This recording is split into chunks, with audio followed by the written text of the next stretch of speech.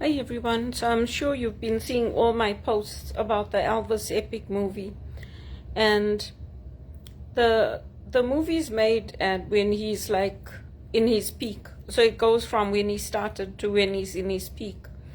But by the time he finished in 77, he was overworked. Imagine if you're doing 3 concerts a day. And he was fit, but he had a lot of inflammation in his body. And what I've read on him is that he had cancer. He had bone cancer from the videos I've seen that Charlie Hod has posted. He had bone cancer, so that's why he had done that one concert for music. And when it comes to disabilities, many of us have hidden disabilities. So if you look at us, we seem fine.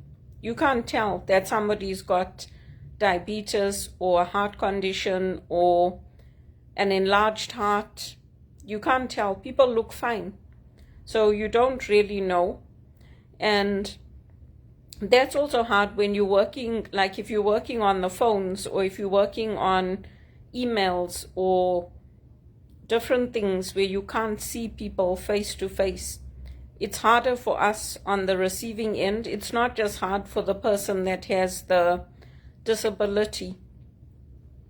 And so today we have a lot of supports in place. We have a lot of different things, like on some of the calls when you work in customer service, some of them do have an introduction saying that this is a person who needs assistance. They have special needs, and then they'll tell you, like they're blind or they're deaf or they have a support person.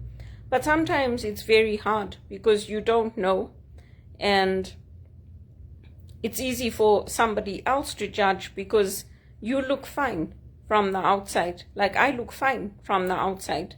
You can't tell that I have stage 2 hypertension and that I have to take medication to keep it down. You can't tell that I had low anxiety.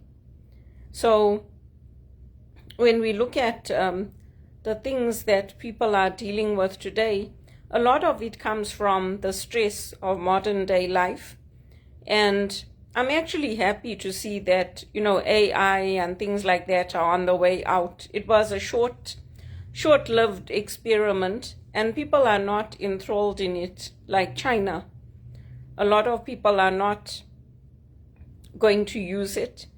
And even in places like Sweden, they're not going to be using laptops and all of that for everything, which is good, because at least then that gives you more time to focus on your work and to learn for children. And in schools, using textbooks. I mean, it's nice to use the laptop and that, but for me, I like books. It's also less face time, less time for you to be on the screen. Your eyes do better. I suffered a lot when I was working at Teleperformance because my eyes used to really hurt me. And I had to buy my own screen guard for the computer, for the screen. They didn't provide any of that. And then one of the IT representatives, he told me, turn on the light as well. That will help. So if you notice in offices in Canada, because the light here is not the same as in Africa, they put the lights on in the office because unless you're sitting near the window, you're not getting enough light coming in for your eyes.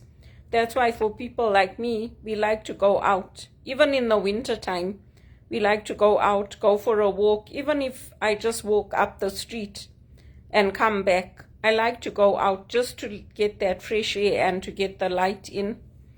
And so during Lent, for us as Catholics, we don't eat meat on Fridays. Some Catholics do it twice a week, so they'll choose another day where we don't eat meat. And it's just a way to offer it to God and also to cleanse our bodies, because we're always eating so many different types of food. But it's a way to offer it to God. And that also helps when we're doing that fasting. In a way, it's a detox. So it was nice to watch that Elvis movie and to see him at his peak. And you really do feel like you're in the concert. You don't feel like this is not a live performance. You feel like you're watching a live concert. And just to see how his body changed as he became exhausted, it was quite something for me to watch it, like how they did his career. And I think people can judge him. People can say that, oh yeah, he was taking drugs and all that. But a lot of us take drugs, prescription drugs, because the doctors recommend them. And now the doctors have to give you a choice. In the past they didn't. But now they have to tell you, like, you need to read up on the contraindications. You need to decide for yourself, like, we're recommending this, but you also have to decide what you're putting into your body. And I think that's good. I think that's important. And I think for me, it's important for people to know that he took care of his body. He took care of his mind, his body, his spirit, and he ate healthy. Yeah, sometimes he had, like, I don't know, I think he liked peanut butter sandwiches with banana or something. He liked fast foods, like some of them, but all of us like that. Once in a while, once in every 5 years, I also like to go and buy a A&W burger or do something. So it's good to, to reflect on how artists have impacted our lives, and what does that mean for us during Lent? Who are we listening to? What music are we listening to? What movies are we taking in? Those are all important questions for me. And that's also part of the training I went through at Regis College, because we watch movies and we ask, where is our faith in that? How is it taking us through the Christ journey? And how is it helping us to see the different stages of how that Christ spirit comes through? So those are important questions to ask.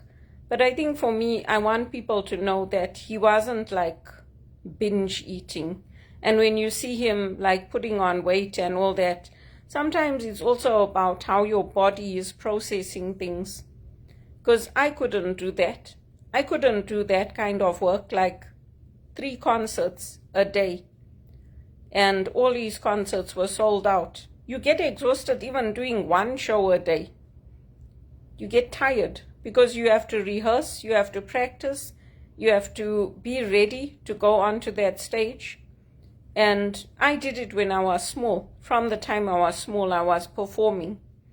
So it takes a lot of work. And even like with the choir, I decided not to join the choir because they don't do the choir here like how we do it in Zimbabwe. Like we would get together in the church and we would rehearse before the Mass, like one day before the actual Mass.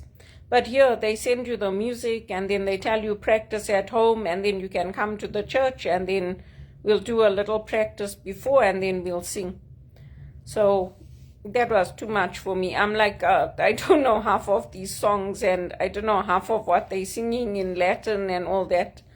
So I decided not to do it. But I sing in the church just with the congregation. And I do participate. But I just wanted to share that because I think people make a lot of judgments about Elvis Presley and about his music and about how he lived. But he was actually a very good man. He was a good man and he was a good entertainer. And he loved people. So that's what I wanted to share. And if you don't go see the movie, you're missing out. I think we were like the American audience when he was singing. There was no singing, there was no dancing, there was nothing. Everybody was just sitting and looking at the screen. It was so beautiful to look at. It was like, wow. It really was.